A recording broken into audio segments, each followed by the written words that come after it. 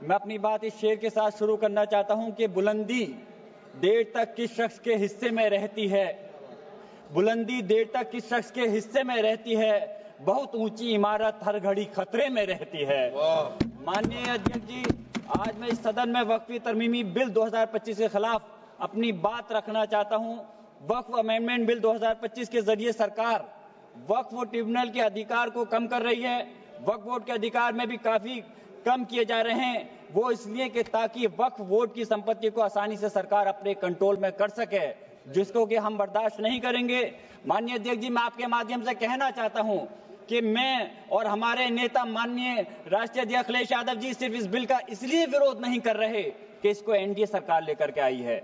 हम इस बिल को विरोध इस वजह से कर रहे हैं क्योंकि ये हमारे मुस्लिम समाज को तोड़ने का काम है, हमारे मुस्लिम समाज को कमजोर करने का काम है और इस देश के अंदर विकास में रोधा उत्पन्न करने का काम है।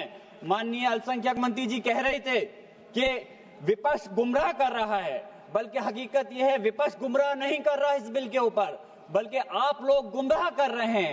आप लोग गुमराह कर रहे हैं इस सदन को, आप लोग गुमराह कर रहे हैं इस समाज को, इस देश को। आपकी सरकार का नारा था का सबका साथ सबका विकास। मैं पूछना चाहता हूं, यह आपका नारा खोखला है। मुस्लिम समाज को टारगेट करके नुकसान पहुंचाने की आपकी मंशा साफ हो गई है। माननीय गृह मंत्री जी श्री अमित शाह साहब भी यहाँ बैठे हुए हैं। मैं कहना चाहता हूं कि माननीय अल्पसंख्यक मंत्री जी कह रहे थे कि जब वो चुनाव में गए थे तो उनसे कहा गया कि वक्फ बिल को लेकर के आया जाए, इसलिए लाए हैं। तो चुनाव के समय तो उनसे ये भी कहा गया था कि 2 करोड़ रोजगार दिया जाए, महंगाई कम की जाए, भ्रष्टाचार कम किया जाए। हमारे लोगों को उस चीज की जरूरत है, वो क्यों नहीं देते? मैं कहना चाहता हूं कि इस देश का मुसलमान दुश्मन नहीं है, इस देश का मुसलमान वफादार है, इस देश की तरक्की चाहता है, इस देश का विकास चाहता है। और हमारे बुजुर्गों ने लाखों की तादाद में इस देश को आजाद कराने के समय अपनी जान माल की कुर्बानियां देकर के साबित किया था।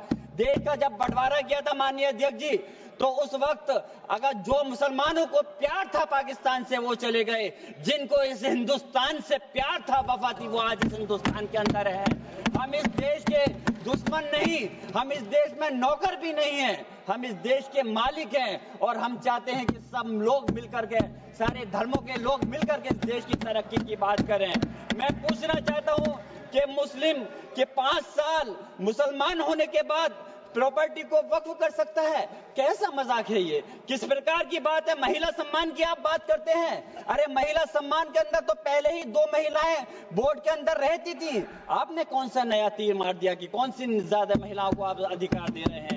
मंत्री जी भी कह रहे थे कि तमिलनाडु और केरल के लोगों को कहना चाह रहे थे। मैं पूछना चाहता हूं, याद रखना, यह बिल इतना खतरनाक है, हमारे सारे समाज को तोड़ने का काम कर रहा है। और बिहार और खासतौर से आंध्र प्रदेश की जनता आपके सहयोगी दल को कभी माफ नहीं करेगी अगर वो लोग इस बिल पर आपका साथ देते हैं। तो मैं कहना चाहता हूं, कमाल की बात तो यह है, मुस्लिम समाज को हक देने की बात वो लोग कर रहे हैं जिनके पास 240 सांसद होने के बावजूद एक भी मुस्लिम सांसद आपके पास नहीं है। आप बात कर रहे हैं, मुझे अफसोस है कि आप इसकी बात कर रहे हैं। सत्ता पक्ष के लोग मुसलमानों की तरक्की की बात कर रहे हैं। आपके मुंह से ये बात अच्छी इसलिए नहीं लगती, मुसलमानों को उत्तर प्रदेश हो या हिंदुस्तान का कोई सा हिस्सा हो, उन्हें नमाज पढ़ने से दिक्कत है। माननीय अध्यक्ष जी, बस मैं अपनी बात खत्म कर रहा हूं।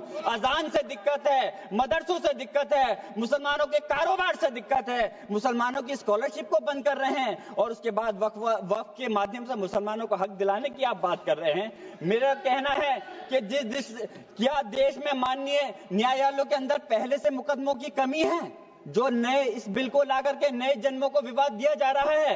आप वैसे तो संवैधानिक प्रक्रिया पर यकीन रखते हैं, आप कहते हैं कि संवैधानिक प्रक्रिया के तहत ही हर बूथ में चुनना चाहिए, तो मैं वक्फ बोर्ड के अंदर क्यों आप नॉमिनेट करके सदस्यों और अध्यक्ष को नॉमिनेट करके सरकार के कंट्रोल में करना चाहते हो? मैं अपनी बात खत्म करते हुए मैं सरकार से कहना चाहता हूं आपके माध्यम से माननीय अध्यक्ष जी कि इस बिल को वापस लेना चाहिए। इस बात की वाजिब चिंता है कि यह विधेयक नौकरशाही की ज्यादती को बढ़ावा दे सकता है, जिससे मुस्लिम कम्युनिटी में विश्वास कम हो सकता है। संस्कृति और मजहबी विरासत की हिफाजत कभी भी प्रभावित नहीं होनी चाहिए। मैं आप अलग से मुस्लिम संस्था के आखिरी बात माननीय अध्यक्ष जी, आखिरी बात मैं कंक्लूड कर रहा हूं, मैं पूछना चाह रहा हूं कि दूसरे समुदाय के लोगों को वक्फ बोर्ड के अंदर रखने का क्या मतलब बनता है? क्या आप दूसरे मजहबी संस्थाओं के अंदर मुस्लिम समाज को भी रखने का काम करेंगे?